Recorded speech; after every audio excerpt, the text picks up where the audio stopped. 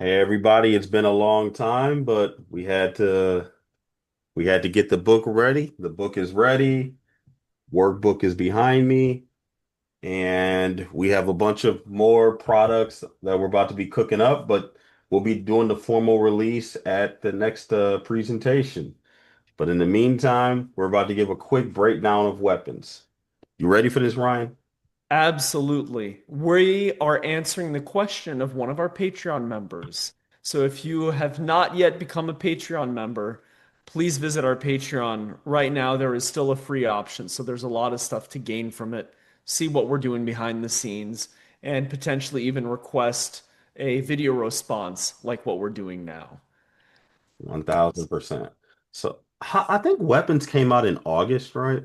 I believe so, yes. Okay. So real quick, again, I'm Terrance, the criminologist. And I'm the relationship engineer, Ryan. Awesome. All right. Yeah. So So, one of the things that we did back in August when this came out was really quickly walk through an example or a workshop of spotting problematic people using the movie as an example. The same ones we did last time will be in here, but we're going to go just a little bit more in depth and include more characters this time. 1000%. It's just I'm recalling how goofy this movie was. It was entertaining, but even the concept of the art right here where the kids are running, all I can say is that the witch in the movie must have been doing some type of magic so that all the investigators were complete idiots because nobody notices the footprints are all headed in the same direction. No Do one even thinks to check. what kind of dogs are we using that the dogs can't pick up the trail? It was a movie that you had to just I had to like forget the fact that I'm a criminal investigator. And I'm just like, we would have found those kids. Like we would have found You, those. you have to suspend a reasonable amount of reason and logic. True, true. I mean, And I think the other thing about it is that we often use like filters or masks or things to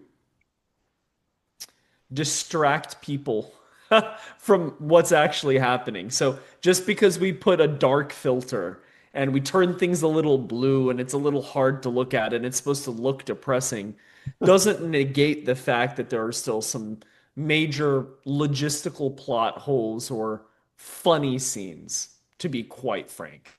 yeah, it's just I think the funniest thing about the movie, which is not actually it's kind of funny, but it's is a little like just what the heck, is that I think it was either 17 or 18 children can essentially go missing, and then in any short period of time, parents are back sending their kids to that same school.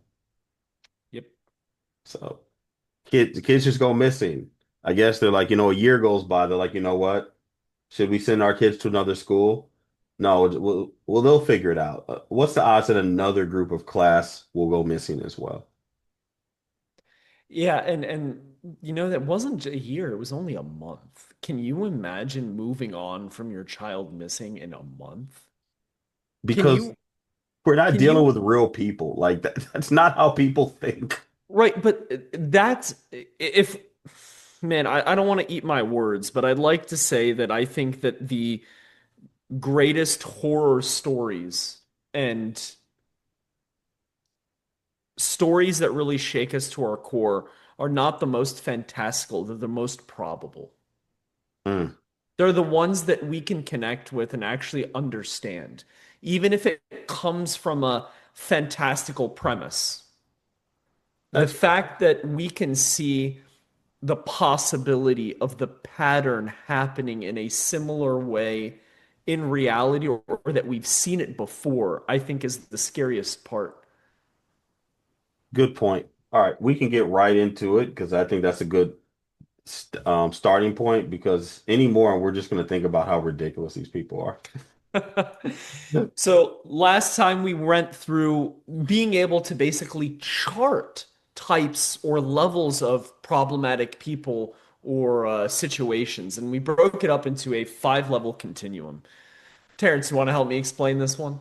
Yeah, so these are all levels of predatory behavior from the mildest all the way to some of the most dangerous. So mild self-preservation, small, often situational manipulation, white lies, protecting reputation.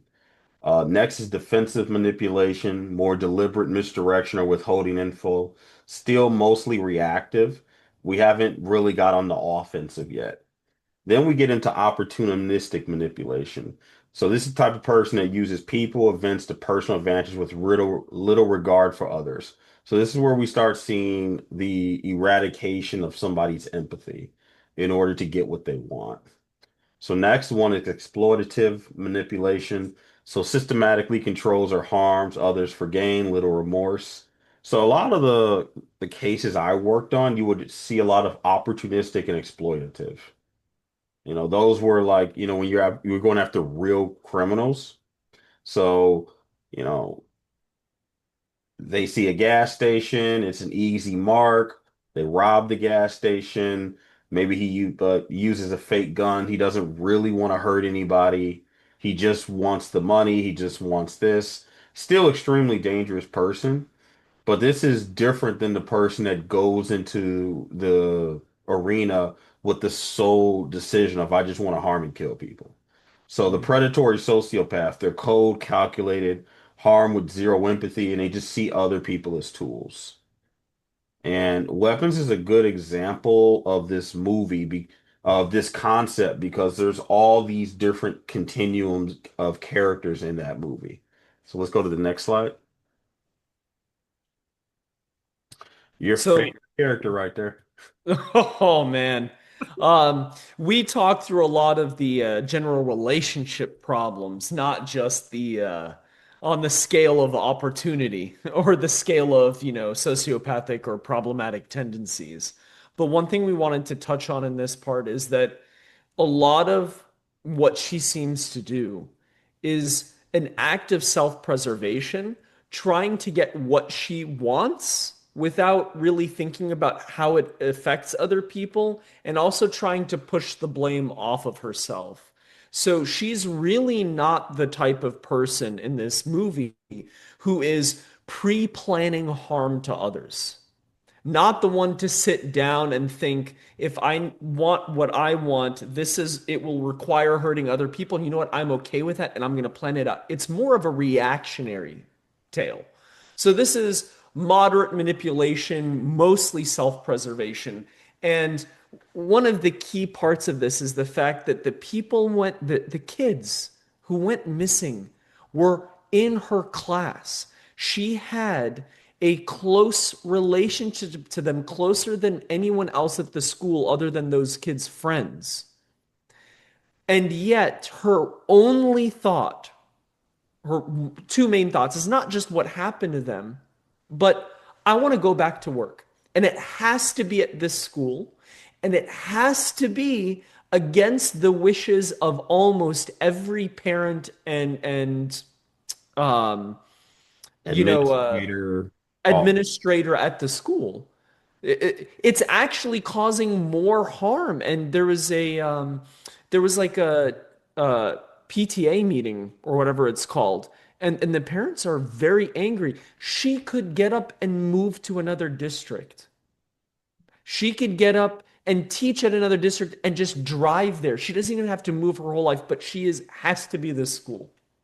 mm, And there are many other instances of her breaking rules for her own interest. She's harming the one kid that survived, who we don't know yet at the beginning of the movie exactly what's going on, but she's breaking every rule that the school has put forth about don't follow him home, don't talk to him outside of school, don't question him, don't go to the house. And it makes things worse. absolutely. It's just the other thing is that there was a number of times in the movie that she just survived because the plot wanted her to survive. Absolutely. Because remember that time when she's parked outside the house for the Hmm. child, and she just falls asleep, which is With the door unlocked. with the door unlocked. Her hair is cut by, I think, the mother while the mother was under the influence, Yep. and that just kind of didn't go anywhere. It was just like a shocking scene. But in any other situation, she would have been under the witch's control because the witch has She would your, have been dead. yeah, she In would a have. real situation, she would have been dead. Oh yeah, she would have, it would have been over for her. Would have been over for her. But So, it's the thing about someone like this is that when push comes to shove, they're not likely somebody you can rely on. Because when dangerous situations take place or important situations, you need someone that is going to pay attention to the entire situation, hmm just not what works out for them, and especially not just what works out for them in the beginning. hmm So in the movie, people in the town had literally spray painted her car witch. And it's like you're not understanding the danger of the situation you're in. hmm So it's just good that in this movie she was single because like imagine she had a family and in real life something probably bad would have happened to her. hmm It would have been like the movie Prisoners where somebody kidnaps her or attacks her because they truly believe that she has information. hmm And even if she's innocent, somebody's going to be blamed for all these children going missing. Somebody's going to be blamed. 100%. So again, not the worst, not the best, and One thing to watch out for note it. is if you are friends with someone like this, you need to be very careful about what their limit is because once they hit their limit, they throw the people closest to them under the bus. Exactly. Well, it was kind of like she knew that the cop was, I thought it was interesting when the cop made it clear he didn't want to drink with her, Yes. but she had to pressure him into it. Now it's up to him to say no, but that's hmm not the kind of person you want to have in your life. Absolutely not. He should have Yes. walked away, and we'll get to that in a little Yeah, bit. absolutely. Oh yeah, he had a lot of issues himself. So there goes your dad of the year right there. Now, see what I find interesting out of the many loopholes is the fact that he waited a month to get into action. Well, they made it. They only showed it. Maybe he was doing more work. We don't. Let's just. I'm just going to change. Maybe he True. was doing more work, but True. his situation was very weird. His situation was very because it was. It seemed like his wife, even though we never saw her on hmm screen. It's like his wife was still working and had kind of like worked through the issue while he's sleeping in his son's bed because his son is missing. hmm And that dynamic is unbelievably unrealistic. Where their son goes missing, mom is going to go to work or whatever, and he's the only one suffering through that. That ain't happening. Yeah. Yeah. Like I've worked many missing kids or missing children and missing persons cases. Yeah, hmm you don't go to sleep at night. That's not how that works. Yeah. And he is at a level 2 to 3. Not, it's more of like a kind of in between because it's not like he's seeing an opportunity and going, I don't care. And it's close to that, but it's also still closer to the idea of self-preservation of, hey, man, I can't sleep. I'm going crazy. Nobody's actually solving the problem where my child went. I want to take it in my own hands. And one of the scenes that we're specifically talking about is the fact when he confronts another uh, parent or couple of one of the children in the class, and he finds out that they have video. But what does he do? He first asks the mother, who just straight out rejects him and says, absolutely not. This is private. We're grieving in our own way. No, I'm not comfortable with it. So he waits for the father to get home. And like a little kid, except, in reverse, normally they ask dad and dad says no. So they ask the mom and the mom says yes. He asks the mother and she says no. And so he waits for the father and bullies him. And until the guy basically invites them into a stranger, into their house to watch this footage in front of his wife, who feels like she's just been stepped on. So, I mean, at the end of the day, we're talking about stepping on feelings here, not really something more sinister. But it does mean that he disrespected a boundary. Now, this time, for the sake of something hopefully good, which it turned out better in the end, but you still have to be careful about somebody because the idea that the ends justify the means have taken people to unrealistic levels of evil in the past. So we can't just keep looking at the outcome and saying, but it was fine. Because in the moment of the action, you have to take the action for what it is. Exactly. And so these movies are examples. You just change the plot a little bit but you keep the personality, and then that shows you what's going on with the person. So the other thing about the character Archer in the movie was he came very close to starting like a mob issue in the very beginning of the movie. And the thing is because he knows he's right. Mm-hmm. So he knows that the teacher has information she's not sharing. Mm-hmm. He knows that there's a cover up. He knows all these things. And you got to be very careful with someone who knows things and believes that he's justified to get those answers.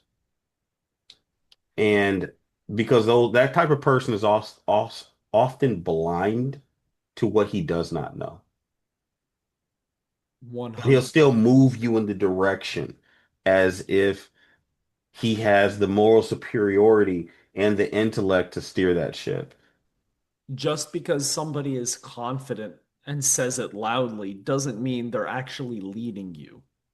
1000%. And then the other thing about it is when you get to the ending point of the movie, so you're hunting who like somebody you think might have stole the children, but Mm-hmm. you don't really have any way to defend yourself. You're not particularly good at fighting, and you don't have enough weapons to fight. Mm-hmm. And see, that's one of the issues is he started a conflict with a creature he didn't really understand. Yep. And so it's a acting out of desperation. Hmm 1000%. Let's go to the Hmm. next one.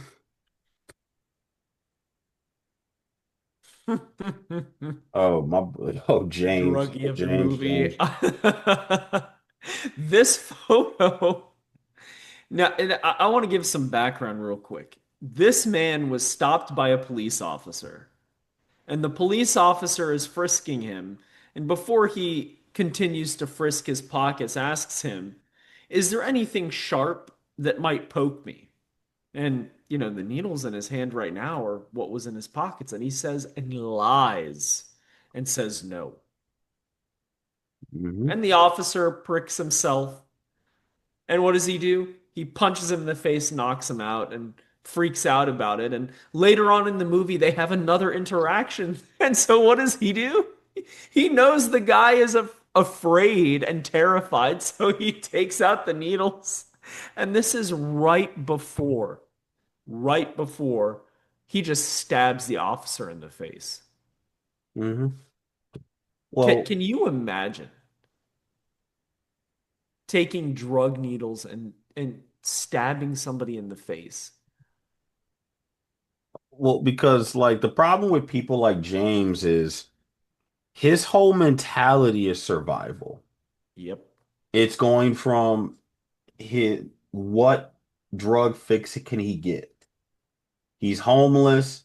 Throughout the movie, it's clear that he has burned every bridge with everyone that's tried to help him. He's Hmm. constantly on the phone trying to come up with a new lie so he can Yep. get resources from people. He goes into the house, finds the children, But Hmm. he doesn't look at the children as innocent beings that are being kidnapped or controlled or whatever. He just sees this as a way to get A ransom. the the bounty and stuff. Yep. So it's just he's completely morally bankrupt. And it's like sad that because it's just it's him. Hmm. His entire life is that of temporary pleasure at other people's expense. And that's why he's a level three. So the people like this are to a slightly lower degree, other than the drug usage and stuff like that, is these are the type of people that often are you find in families. You find in families, especially in examples with professional athletes. Mm. So you could give these people $100,000, $300,000, $5 million, but they just look at that other person as a resource that they're entitled to receive benefit from. Hmm. And when you try to put up boundaries and say, hey, I don't like this, then they will flip it on you like you're the bad person. Hmm. Because when James was not given what he wanted, he lashed out at the other people, Hmm. even though his hands were out to receive, not to give. Hmm. So, yeah. Who we got next? Oh, your boy Paul.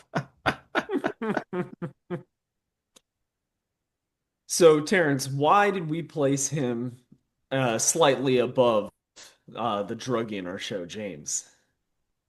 Because he doesn't have the addiction excuse, Mm. and he's much more methodical about what he's doing. So you cheat on the person you're in a relationship with. Hmm. Okay, then you try to cover it up. Then you the other thing that's dangerous about somebody like this is there's crimes of commission, things you do, but then what's I think is much more nefarious is crimes of omission. And that's when you don't say things that you need to say. Yep. So what happens is the woman you're in a relationship with thinks that you care about her. And but there's issues going on, but you don't tell her. While he's a police officer, he gets into altercations, Hmm. doesn't write police reports about it, tries to hide it, Yep. tries to get things done on his own. You have the situation where he finds out about the kids, or he receives a tip from the other guy that we just talked about that the kids are in a house. Hmm. He doesn't follow protocol. He doesn't call it in. He goes in the house by himself. He wants all the glory to hopefully offset all of the problematic things that he's done. It's like a gambling addiction. I'm Yeah. in the hole 20K. I go in the hole another 20K, but I'm going to bet 100K and hope that I can come out of it. But it's the same ending every time. And one of the problems is he looks at himself as the victim in the story, Hmm. but he's everything wrong with him. Hmm. And that's why, again, it's more to a three to the four, because he will use physical violence and his authority to get what he wants. And that's the other thing that makes him dangerous, is that he will exploit his positions of power. He's the type of person that engages in an altercation and turns off his body camera. Hmm. And then he will use his implied authority and his implied good graces to come up with an explanation where he's not the bad guy, where he didn't start the fight. Yep. So this isn't just about self-preservation or survival. This is taking it to the next level of pre-planning Mm. and oftentimes having little or no compassion for the people that it influences, and also trying to remove any sort of accountability and try and cover it up through more manipulative tactics. And now we're getting to the point where we're gambling about the outcome. And when we're gambling about the outcome, it's not just about the person themselves, whether they're going to come out of it. It's actually the safety of the people around them as well. Absolutely. So that's up there.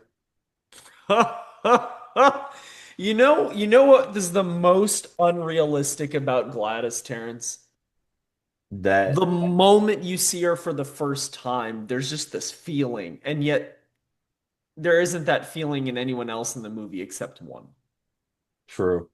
I think the one thing about Gladys is she seems so eccentric, so Mhm. out there that you almost feel sorry for her. You know what I At the mean? beginning. In the beginning, like Yep. when she's on screen, it's like the person that doesn't have self-awareness and they're wearing their clothes backwards. Like they're Yep. going through Alzheimer's or something. They don't have their mind together. But Hmm. the reason that this person is so dangerous is this person will exploit, kill women, child alike. All that matters is that they get what they want. This is more like an insect where, A if a parasite. torrent, well, no, I would say an insect. Mm. When you see a spider has no concept of empathy or mercy. Okay. You know what I mean? If there was a 7 foot spider in your basement, like trying to reason with it would not help you at all. Fair enough. I guess that's why arachnophobia is a legitimate thing, isn't it? Oh, yeah, absolutely. Hmm. But the thing about Gladys and what makes her so dangerous is it's right in your face. But people like this, like the real crazy sociopathic predators like this, one of the things they do is they play on your desire not to be rude. Hmm. So many times when I talk to victims, they had a feeling that someone was a problem, but they didn't want to be rude. So you're walking down a hallway and somebody gives you bad vibes. And that's usually your body and your nervous system letting you know to pick up on something. But what often happens, especially in quote unquote civilized society, is we ignore our body's response to Hmm. danger. And we walk right towards our victimization. There's such a normalized ritual or habit that we go through in what we feel is acceptable or what is rude. And Yeah. we can pick up on when something isn't right, but we're in society so conflict averse that Yeah. there's that hesitation to break from that habit. And that's what so I believe sociopathic and problematic people to this level prey upon because it's not just you don't want to be rude and point something out. It's more than that. It's if I can put the mask on of being a nice person, of being on your team, even if I'm smiling in a way that I'm planning your demise, it's kind of like trying to make you feel guilty for thinking anything different, even though there's something wrong.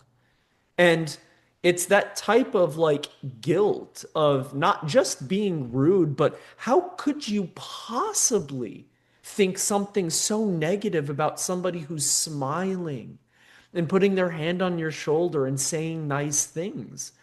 Because this is what happens oftentimes when someone gets accused in our friend group, in our work, in our society of having done something wrong. The first thing people say is, they're such a good person. They would never do such a thing. It's that type of weaponization that is also used, not just, you know, not wanting to be rude and point something out. It's to make you feel bad so that you don't even start going down that route.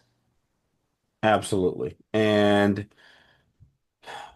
it goes back to this concept that evil people Mm. still believe that they're justified in their proposition a lot of times. because they will come up with reasons why what they did was okay. It's Hmm. like if you watch most movies about Dracula or even the devil, they don't look at themselves as the bad guy. Hmm. And like when you watch Gladys in the movie, she's just trying to survive. She's sick. She's losing her power. So of course she has to use the bodies of those children and the bodies of all these other people. How else is she gonna stay alive? Or And she see could that, die. yeah, and that's the mindset Hmm. is I need these things from other people, and these other people are not justified in saying no to me. And so It, that is why it's extremely important to slow down and to watch people. And I have a belief you hire slowly, you fire quickly. hmm So be very careful bringing people into your life. Like the beginning of this movie was absolutely insane. You don't just bring a family member into your life that you don't know hmm around your children. You don't know you don't know this person. When's the last time you vetted this person? But we just assume that this person is safe. hmm You better, I trust very few people because I know too much. I know Yeah. too much about human behavior, and I know and it's right there in chapter 5 of the book How to Choose a Man. And what is it? We hire our own problems. hmm Most of the predatory people I've come across, especially when it was crimes against children, the parents in one shape or another brought the predator into the child's life, whether they knew it or not, whether it was a basketball coach, a football coach, a dance instructor, a boyfriend, they brought that person into the world. And It is very difficult. And please correct me if I'm wrong or elaborate. But as far as I know, in modern society, with the number of protections that have been put on minors and children, it is very difficult for somebody to forcefully gain access to a child. Most of the time, they have to be welcomed in through a trusted source. yeah, almost every case I ever had. Now, occasionally you end up with like a human trafficking ring or something like Right. that, but usually this is an example of parents bringing the wrong people around, or they're just not being supervision for the children. So you don't know where your kids are. Your kids are heading to a quote unquote friend's house, Mm-hmm. and the friend, you don't know what kind of adults live in that friend's house and Mm-hmm. all these other things.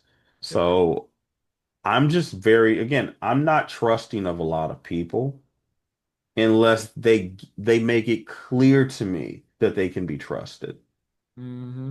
And that's one of the biggest things that happens is we trust too many people. We give too much information away. We talk too much. We make it easy for people to attack us. And we make it easy for people to attack us because